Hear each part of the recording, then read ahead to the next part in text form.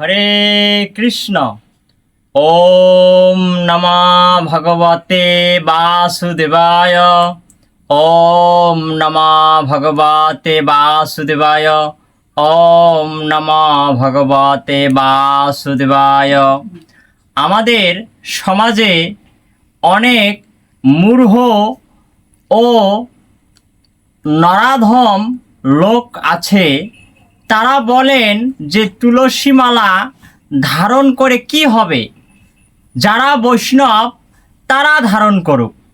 তো আজকে আমার আলোচনার বিষয় তুলসী কাষ্ঠের মালা কণ্ঠে ধারণ করলে কি হবে আর ধারণ না করলে কি হবে, এবং তুলসী কাষ্ঠে ধূপদীপ দান ও তুলসী কাষ্ঠে চিতায় দেহভস্ম এবং ভোগ রন্ধনের মাহাত্ম্য কী তা আমরা শাস্ত্র থেকে দেখব।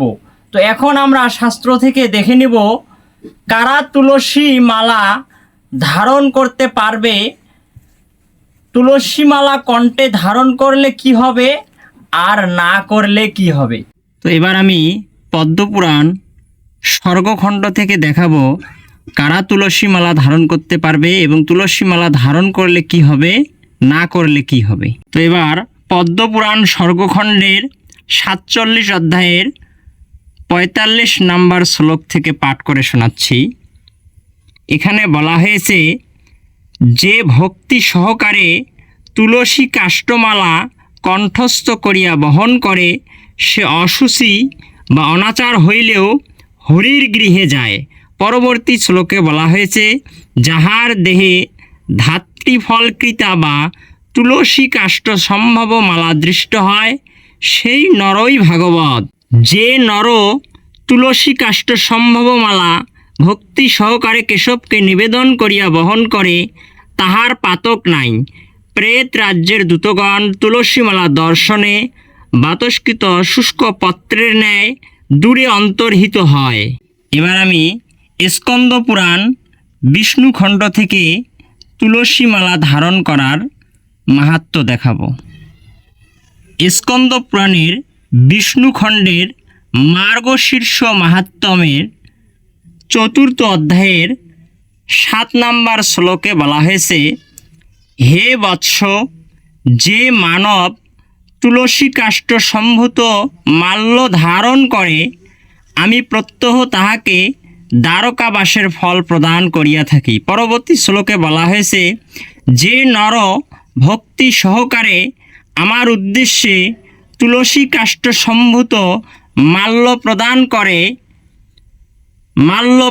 করিয়া ভক্তিপূর্বক তাহা গ্রহণ করেন তাহার কোনো পাতক নাই। তাহার প্রতি আমি সতত প্রীত এবং তিনি আমার প্রাণ সদৃশ।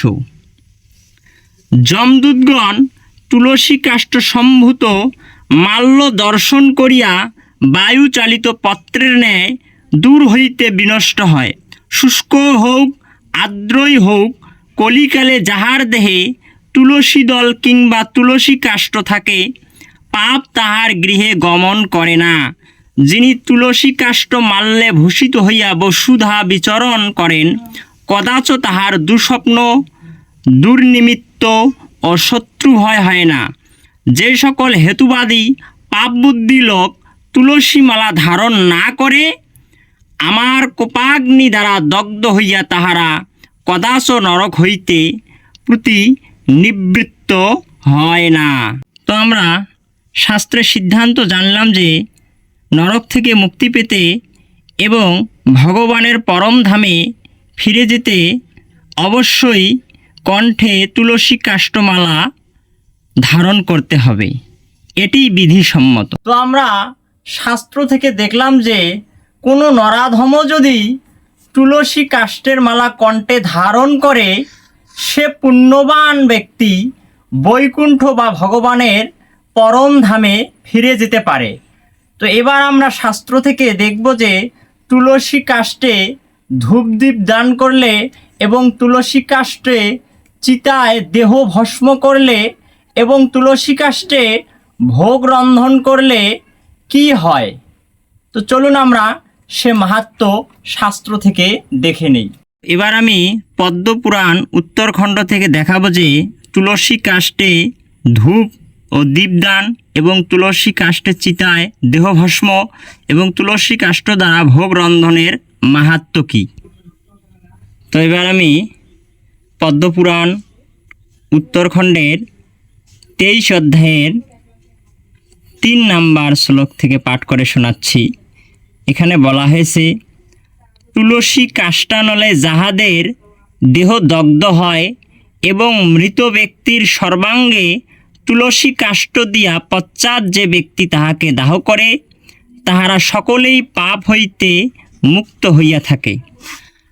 মানব অর্থাৎ পরবর্তী শ্লোকে বলা হয়েছে, মানব যদি কোটি পাপ যুক্ত হয় তথাচ মরণে দাহকালে শত কাষ্ঠ মধ্যে একটি মাত্র তুলসী কাষ্ঠ থাকিলেই তাহার মুক্তি হইয়া থাকে। তুলসী কাষ্ঠ মিশ্রিত চিতা যতকাল প্রজ্বলিত হইতে থাকে ততকাল মধ্যে দহমান ব্যক্তির কোটি কল্প সঞ্চিত পাপ দগ্ধ হইয়া যায়।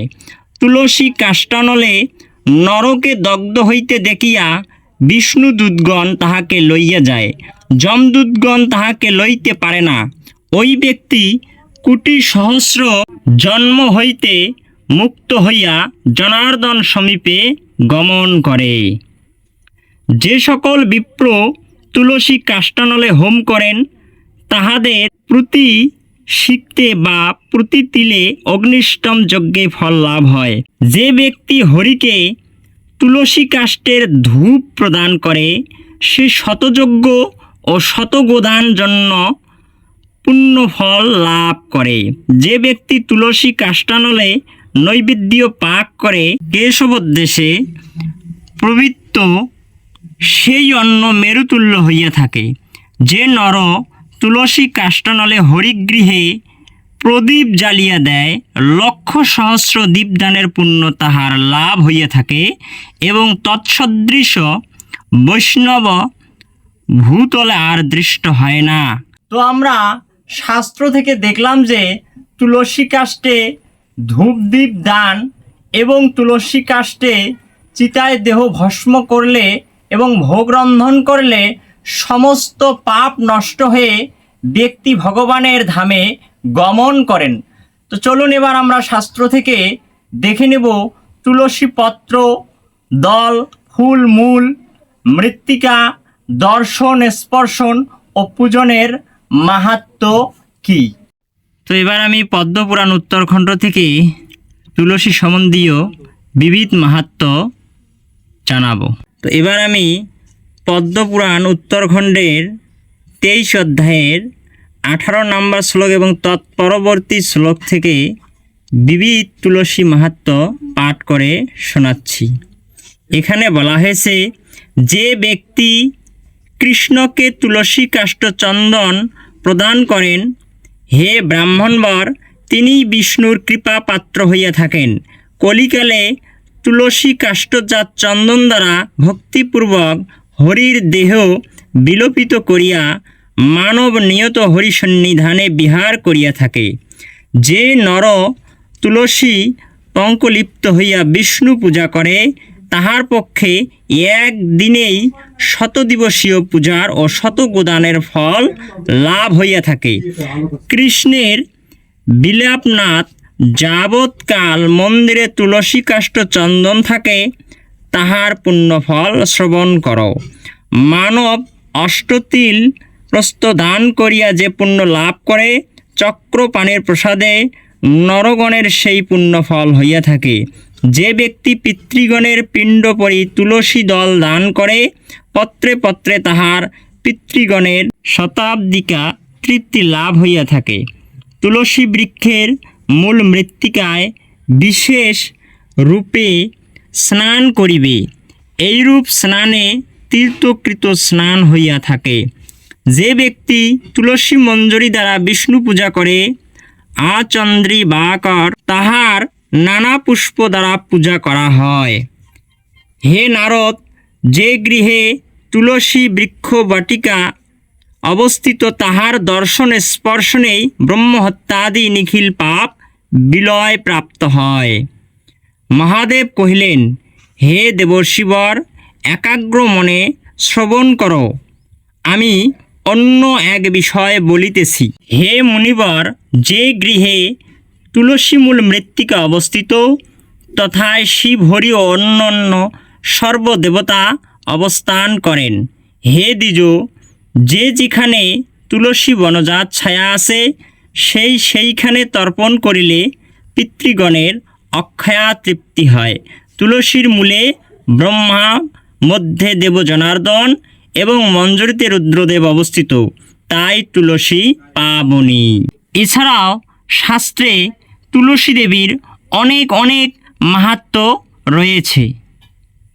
তো আমরা শাস্ত্র থেকে দেখলাম যে তুলসী সম্বন্ধীয় যে কোনো কিছু গ্রহণ করলে ব্যক্তির সমস্ত পাপক্ষয় হয় এবং সে ব্যক্তি পরম ধাম প্রাপ্ত হয়। যেহেতু তুলসী ভগবানের অতি প্রিয়, তাই সবার কর্তব্য শাস্ত্রবিধি মেনে তুলসী কণ্ঠমালা কণ্ঠে ধারণ ও তুলসী সম্বন্ধীয় সকল কর্ম সম্পাদন করা। হরে কৃষ্ণ।